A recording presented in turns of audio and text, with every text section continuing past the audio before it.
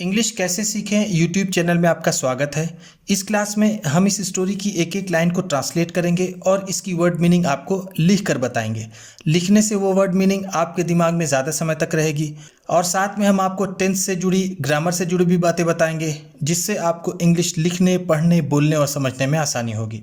मेरी कोशिश रहती है कि मैं अपनी क्लासेस में ऐसे टॉपिक्स, ऐसी स्टोरीज लेकर के आऊँ जिससे आप अंग्रेजी के साथ साथ जीवन से जुड़ी बातें भी सीखें और आपका दृष्टिकोण जीवन के प्रति सकारात्मक हो। उसी के क्रम में ये एक और स्टोरी है जिसका नाम है डोंट बी प्राउड। घमंड मत करो। प्राउड का मतलब होता है घमंड या फिर गर्व, और डोंट बी मत करो, मत बनो। आप कर दीजिए इस वीडियो को लाइक और मैं बढ़ता हूँ आगे। Once upon a time, एक बार, there was a very intelligent person, एक बहुत ही बुद्धिमान व्यक्ति था। इंटेलिजेंट का मतलब क्या है? बुद्धिमान, समझदार, बुद्धिमान। He possessed supernatural powers also, उसके पास अलौकिक शक्तियाँ भी थीं। सुपरनैचुरल पास का मतलब क्या है? अलौकिक शक्तियाँ। अलौकिक पास का मतलब क्या है? शक्तियाँ। पजेस्ड का मतलब जो हम हैज़ और हैव से लेते हैं, और हैड, ये जैसे इसकी मीनिंग होती है उसी तरह पजेस्ड की मीनिंग होती है होना या पास रखना। ही हेल्प्ड द पीपल, वो लोगों की मदद किया करता था। एंड और the people loved him very much, और लोग उसे बहुत प्रेम करते थे। दे वेंट टू हिम, वो उसके पास जाया करते। टू फाइंड द सल्यूशन, समाधान ढूंढने के लिए। ऑफ देयर प्रॉब्लम्स, अपनी समस्याओं का। देयर प्रॉब्लम्स का मतलब क्या है? अपनी समस्याएं। सल्यूशन का मतलब होता है समाधान।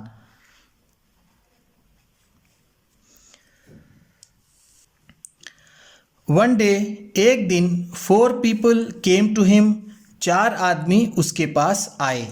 केम का मतलब आए। From the nearby village, पास के ही गांव से। नियर बाई का मतलब है पास के।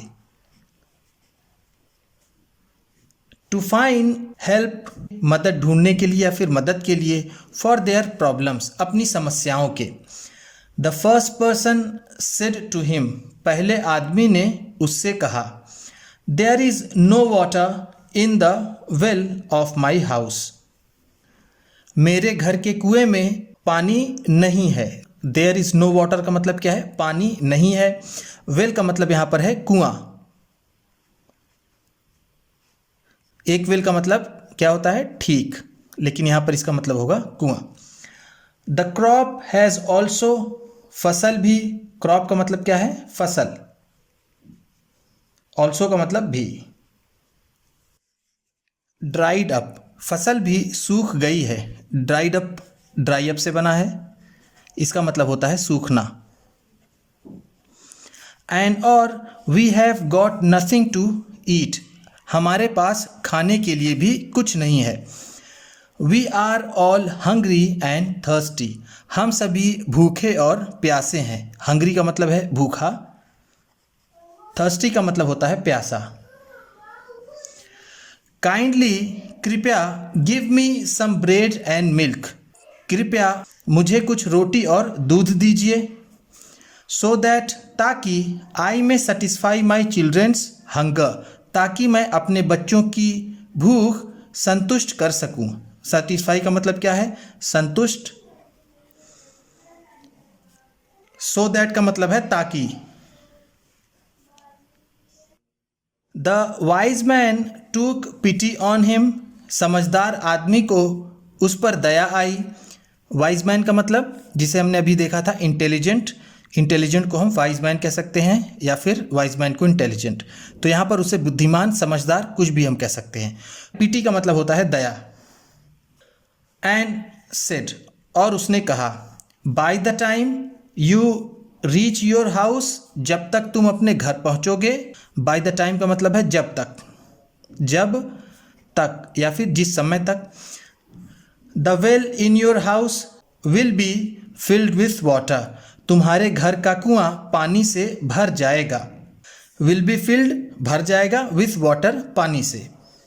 ही also gave him a cow, उसने उसे एक गाय भी दी, सम ब्रेड, कुछ ब्रेड, एंड सम सीड्स, और कुछ बीज भी दिए, टू सो, बोने के लिए, इन द फील्ड, खेत में। सीड का मतलब होता है बीज और सो का मतलब होता है बोना। इन द फील्ड, खेत में, एंड सेड, और उसने कहा, this cow will serve your family, ये गाय तुम्हारे परिवार की सेवा करेगी। सर्व का मतलब क्या होता है? सेवा करना, सेवा करना। यहाँ विल है तो सेवा करेगी, फैमिली का मतलब परिवार। सो द सीड्स, इस बीज को बो, इन योर फील्ड, अपने खेत में, you will get a good crop this year, इस साल तुम्हें अच्छी फसल मिलेगी। गेट का मतलब क्या है? पाना या फिर मिलना। The man return to his house with the cow, bread and seeds, वो आदमी वापस आया उस गाय, रोटी और बीज के साथ, given by the wise man, जो उस बुद्धिमान आदमी द्वारा दिया गया था। द सेकेंड पर्सन सेड, दूसरे आदमी ने कहा, टू द वाइज मैन, उस समझदार आदमी से, I have become weak and अगली, मैं कमज़ोर और कुरूप हो गया हूँ। अगली का मतलब क्या है? कुरूप या फिर बदसूरत। आफ्टर अ लॉन्ग इलनेस, एक लंबी बीमारी के बाद। इलनेस का मतलब होता है बीमारी, लॉन्ग का मतलब लंबी। आई गेट स्केयर्ड, मैं डर जाता हूँ। सीइंग माई ओन फेस, अपना ही चेहरा देख करके। ओन फेस का मतलब है अपना चेहरा, अपना चेहरा। काइंडली, कृपया करके, मेक मी द सेम, मुझे वैसा ही बना दीजिए, as I was before illness, जैसा मैं बीमारी से पहले था। The wise man touched his head, समझदार आदमी ने उसका सिर छुआ। टच का मतलब होता है छूना। एंड और the person became as handsome as he was before illness, और वो आदमी उतना ही सुंदर हो गया जितना वो बीमारी से पहले था। हैंडसम का मतलब है सुंदर। द थर्ड पर्सन सेड, तीसरे आदमी ने कहा, I am a victim of my own anger, मैं अपने ही गुस्से का शिकार हूँ। विक्टिम का मतलब क्या है? इसे विक्टिम या फिर विक्टिम दोनों बोलते हैं। इंडिया में इसे विक्टिम बोलते हैं, लेकिन इसका इंग्लिश प्रोनाउंसिएशन विक्टिम होता है। विक्टिम को हम यहाँ पर कहेंगे शिकार। इसका एक और मतलब होता है पीड़ित, इसे हम पीड़ित भी कह सकते हैं कि मैं अपने ही गुस्से का पीड़ित हूँ, शिकार हूँ। I often quarrel with my wife, मैं अक्सर अपनी पत्नी से झगड़ा करता हूँ। ऑफन का मतलब है अक्सर, क्वेरल का मतलब झगड़ा करना। एंड और स्कॉल्ड माई चिल्ड्रेन ऑन पेटी इश्यूज, और अपने बच्चों को छोटी छोटी बातों पर डांटता रहता हूँ। स्कॉल्ड का मतलब होता है डांटना, फटकारना, डांटना, फटकारना। पेटी इश्यूज, छोटी छोटी बातों पर। My anger is equal to a devil's, मेरा गुस्सा शैतान की तरह है। इक्वल टू का मतलब क्या है? की तरह यहाँ पर होगा, या फिर के बराबर है। डेविल का मतलब शैतान। I have tried my best, मैंने अपनी तरफ से पूरी कोशिश की। टू कंट्रोल माई एंगर, अपने गुस्से पर नियंत्रण करने के लिए। But fail to do so, लेकिन ऐसा करने में असफल रहा। फेल का मतलब क्या? असफल रहा। टू डू सो, ऐसा करने में। काइंडली हेल्प मी, कृपया मेरी मदद कीजिए। काइंडली को हम प्लीज़ भी कह सकते हैं। द वाइज मैन रिप्लाइड, समझदार आदमी ने जवाब दिया। Give your shirt to me, तुम अपने शर्ट मुझे दो। एंड अज्यूम, और समझो। एज इफ, मानो। अज्यूम और एज इफ दोनों का मतलब यहाँ पर सेम होगा। अज्यूम का मतलब होता है धारणा बनाना, मान लेना, और यहाँ एज इफ है, इसका भी मतलब होता है मान लेना। ठीक। यू आर, मान लो कि तुम, giving your anger to me, अपना गुस्सा मुझे दे रहे हो। The man took off his shirt, उस आदमी ने अपनी शर्ट निकाली। टूक ऑफ का मतलब क्या है? निकाली, ये टेक ऑफ से बना है। एंड और gave it to the wise man, और इसे समझदार आदमी को दे दिया। As soon as the wise man took the shirt, जैसे ही उस समझदार आदमी ने शर्ट ली। टूक का मतलब क्या है? ली, क्योंकि टेक का मतलब होता है लेना। टेक का ये सेकेंड फॉर्म है, इसलिए उसने लिया। He had a strange but काम फीलिंग, उसे अजीब सी लेकिन एक शांति का अनुभव हुआ। काम फीलिंग का मतलब क्या है? शांति का अनुभव। स्ट्रेंज का मतलब होता है अजीब। ही फेल्ट हिमसेल्फ रिवाइटलाइज्ड, उसने खुद में सक्रियता महसूस की। रिवाइटलाइज का मतलब यहां हम कहेंगे सक्रिय, उसने सक्रिय महसूस किया। And more energetic than before, और पहले से ज़्यादा ऊर्जावान। एनर्जेटिक का मतलब क्या है? ऊर्जावान, ऊर्जावान। He thank the wise man, उसने बुद्धिमान आदमी का शुक्रिया अदा किया। एंड और happily went to his house, और खुशी खुशी अपने घर चला गया। The fourth person was a bit angry with the wise man, चौथा आदमी बुद्धिमान व्यक्ति से थोड़ा नाराज था। अ बिट एंग्री का मतलब क्या है? थोड़ा नाराज। एंड सेड, और उसने कहा, ओ वाइज मैन, ए समझदार आदमी, व्हेन यू मेड मी, जब तुमने मुझे बनाया, यू डिड नॉट पे फुल अटेंशन, तुमने पूरा ध्यान नहीं दिया। पे अटेंशन का मतलब होता है ध्यान देना। सो इसलिए I am neither good looking nor intelligent, इसलिए ना मैं अच्छा दिखता हूँ और ना ही मैं बुद्धिमान हूँ। गुड लुकिंग का मतलब क्या है? हैंडसम, अच्छा। और इंटेलिजेंट का मतलब पहले पेज में आपको बताया। I want to get more height, मैं और ऊंचाई चाहता हूँ। हाइट का मतलब यहाँ पर क्या है? कद या फिर उसकी लंबाई। एंड और एन अट्रैक्टिव पर्सनैलिटी, और एक आकर्षक व्यक्तित्व चाहता हूँ। अट्रैक्टिव का मतलब क्या है? आकर्षक। पर्सनैलिटी का मतलब है व्यक्तित्व।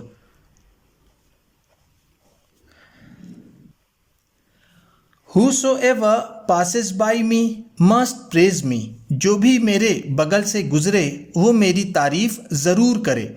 अब देखिए, मैंने कहा ज़रूर करे, इसका मतलब जिस काम को बिल्कुल करना हो वहाँ पर मस्ट लगता है। मस्ट प्रेज, तारीफ ज़रूर करे। मी, मेरी। पासेस बाई का मतलब गुजरना। whomsoever का मतलब जो कोई भी, जो कोई भी। हियरिंग इट, इसको सुन करके, the wise man said with a smile, समझदार आदमी ने मुस्कुराते हुए कहा, ऑल राइट, ठीक है,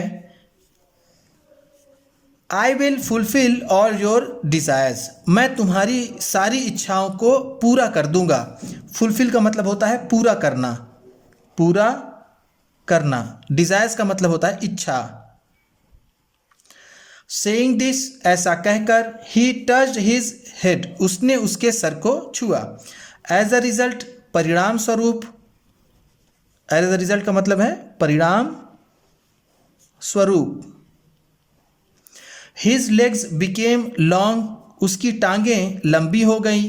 एंड और दे वर थ्रस्ट इनटू द अर्थ, और वो धरती से टकराने लगी। थ्रस्ट का मतलब होता है थोड़ा सा झटका देना, तो उसे वो टच करने लगी यानी जम गई। His hands change into branches, उसके हाथ शाखाओं में बदल गए। हिज हाइट ऑल्सो इंक्रीज्ड, उसका कद भी बढ़ गया। इंक्रीज का मतलब होता है बढ़ना। हाइट का मतलब यहां पर जैसा मैंने आपको ऊपर बताया कद। He had been converted into a big tree, उसे एक बड़े पेड़ में बदल दिया गया था। नाउ अब everyone who passed by him, जो भी उसके पास से गुजरता, लुक्ड एट हिम, उसे देखता, लविंगली, प्रेम से, जो भी उसके पास से गुजरता उसे प्रेम से देखता। एंड और प्रेज्ड हिम हार्टेडली, और दिल खोल करके उसकी प्रशंसा करता। हार्टेडली का मतलब क्या है? दिल से या फिर हृदय से। Now the wise man mistook himself, अब वो समझदार आदमी गलत फहमी में पड़ गया। मिस्टूक का मतलब होता है गलती करना या फिर गलती में पड़ना। To be a super power, एक महाशक्ति होने का, एक अलौकिक शक्ति का मालिक होने की उसे गलतफहमी होने लगी, इसका उसे घमंड होने लगा। मिस्टूक को हम कह सकते हैं अब इन शक्तियों का उसके ऊपर नकारात्मक प्रभाव पड़ने लगा, हम ऐसा कह सकते हैं। He became very proud of his powers, वो अपनी शक्तियों पर बहुत गर्व करने लगा। He began to think that, वो सोचने लगा कि he had powers to do good with good people, वो सोचने लगा कि उसके पास शक्तियां हैं अच्छे के साथ अच्छा करने की, एंड और बैड विथ बैड पीपल, बुरा बुरे लोगों के साथ। He proudly overjoyed over his powers, बड़े आनंद से वो अपनी शक्तियों पर गर्व करने लगा। ओवरजॉयड का मतलब क्या है? बड़े आनंद से, बहुत खुशी से। When he went to his house, जब वो अपने घर गया, he said in self praise, अपनी तारीफ में उसने कहा, to his wife, अपनी पत्नी से, there is no one, ऐसा कोई नहीं है, who can challenge my powers, जो मेरी शक्तियों को चुनौती दे सके। चैलेंज का मतलब क्या होता है? चुनौती। My powers are second to none, मेरी शक्तियाँ अतुलनीय है, मेरी शक्तियों की कोई तुलना नहीं है। सेकेंड टू नन का मतलब होता है जिसकी कोई तुलना ना हो, अतुलनीय, अतुलनीय। इज देयर एनीवन, क्या कोई ऐसा है, who does not obey and follow my instructions, जो मेरी बातों को ना माने और मेरे निर्देशों का पालन ना करे। इंस्ट्रक्शंस का मतलब क्या है? निर्देश। ओबे का मतलब होता है आज्ञा मानना, आज्ञा मानना।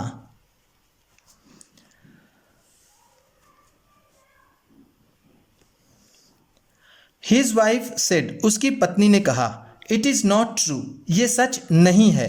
यू आर ओनली बोस्टिंग, तुम सिर्फ डींगे मार रहे हो। बोस्ट का मतलब होता है डींग मारना, डींग मारना यानी अपनी खूब बड़ाई करना। हियर इज वन पर्सन, एक आदमी है, who does not care for you, जिसे आपकी परवाह नहीं। केयर का मतलब यहाँ पर परवाह या फिर ख्याल। The wise man was surprise to hear it, समझदार आदमी ये सुन करके आश्चर्यचकित हो गया।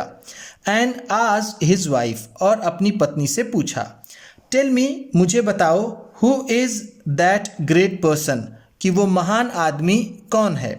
हिज वाइफ रिप्लाइड, उसकी पत्नी ने जवाब दिया, it is our own 1 year old son Manish, ये हमारा 1 साल का बेटा मनीष है।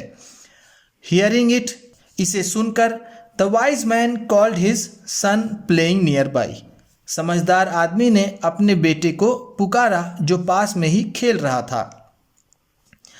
माई डियर सन, मेरे प्यारे बेटे, कम टू मी, मेरे पास आओ। हिज सन स्माइल्ड, उसके बेटे ने मुस्कुराया। लुक्ड एट हिज फादर, अपने पिता की तरफ देखा। And continue to play with his toys, और अपने खिलौनों से खेलता रहा। The wise man said boastfully, समझदार आदमी ने डींग मारते हुए कहा, सी, देखो, my son also recognizes my powers, मेरा बेटा भी मेरी शक्तियों को पहचानता है। रिकॉग्नाइज का मतलब क्या होता है? पहचानना। हिज वाइफ सेड, उसकी पत्नी ने कहा, कॉल हिम वंस अगेन, उसे एक बार फिर बुलाओ। कॉल का मतलब यहाँ पर क्या है? बुलाना या फिर पुकारना। एंड और ask him to come to you, और उसे अपने पास आने के लिए कहो। देखिए यहाँ पर आस्क है और यहाँ पर टू कम, इसका मतलब होगा यहाँ पर कहना, पूछना नहीं होगा, क्योंकि मैंने आपको बताया है कि आस्क के बाद अगर टू रहे तो उसका मतलब कहने में आता है, पूछने में नहीं। The wise man tried his best, समझदार आदमी ने अपनी पूरी कोशिश की। टू कॉल हिज सन, अपने बेटे को बुलाने की। टू हिम, अपने पास। बट लेकिन his son ignored all his calls, लेकिन उसके लड़के ने उसकी सारी पुकार को नज़रअंदाज कर दिया। इग्नोर का मतलब क्या होता है? नज़रअंदाज करना, ध्यान न देना। एंड और केप्ट हिमसेल्फ बिजी, और अपने आप को व्यस्त रखा। इन हिज गेम, अपने खेल में। The wise man got furious, समझदार आदमी को बहुत गुस्सा आया। फ्यूरियस का मतलब होता है वेरी एंग्री, बहुत गुस्सा, बहुत गुस्सा या फिर क्रोध जिसे हम कहते हैं। एंड और स्कॉल्डेड हिज सन, और अपने बेटे को डांटने लगा, यानी उसे डांटा। द सन स्टार्टेड क्राइंग, बेटा रोने लगा। And went to his mother, और अपनी माता के पास गया। सीइंग इट, इसे देखकर। द वाइज मैन अंडरस्टूड, समझदार आदमी समझ गया। दैट की a mother knows her child better, कि एक माता अपने बच्चे को बेहतर जानती है। दैन अदर्स, दूसरों की तुलना में। ही रियलाइज दैट, उसे एहसास हुआ कि he was only boasting his super natural पाज, कि वो अपने अलौकिक शक्तियों की ही डींग मार रहा था। One should keep one self, किसी को भी खुद को रखना चाहिए। With in one's own limit, अपनी खुद की सीमा में। यहाँ वन का मतलब क्या है? किसी, यहाँ पर एक इसका मतलब नहीं होगा। लिमिट का मतलब है सीमा, लिमिट्स है तो हम कहेंगे सीमाएं। मोरल, इससे हमें नैतिक शिक्षा क्या मिलती है? मोरल का मतलब क्या होता है? नैतिक शिक्षा, नैतिक शिक्षा, जिसे मैं अपनी हर एक वीडियो में लिख देता हूँ। We should not be proud of our qualities, हमें अपने गुणों पर गर्व नहीं करना चाहिए। क्वालिटीज़ का मतलब क्या है? गुण। तो हमने देखा कि किस तरह से वो आदमी जिसे इतनी शक्तियाँ प्राप्त थीं फिर भी वो एक जगह हार जाता है। इससे हमें ये शिक्षा मिलती है कि कोई भी आदमी चाहे कितना भी ताकतवर क्यों ना हो, उसकी कोई ना कोई कमी ज़रूर होती है, उसकी कोई ना कोई कमज़ोरी ज़रूर होती है। तो उम्मीद करता हूँ इस वीडियो में बताई गई वर्ड मीनिंग्स आपको अच्छी लगी होंगी, और सबसे अच्छा वर्ड कौन सा लगा इसे कमेंट बॉक्स में ज़रूर बताइएगा। अगर आपने अभी तक इस चैनल को सब्सक्राइब नहीं किया है तो इसे सब्सक्राइब कर लें, क्योंकि इसी तरह की ढेर सारी वीडियोस आपको मिलने वाली हैं, और ये वीडियो किसी न किसी एक को शेयर भी ज़रूर कर दीजिएगा। तो चलिए फिर मिलते हैं अगली वीडियो में।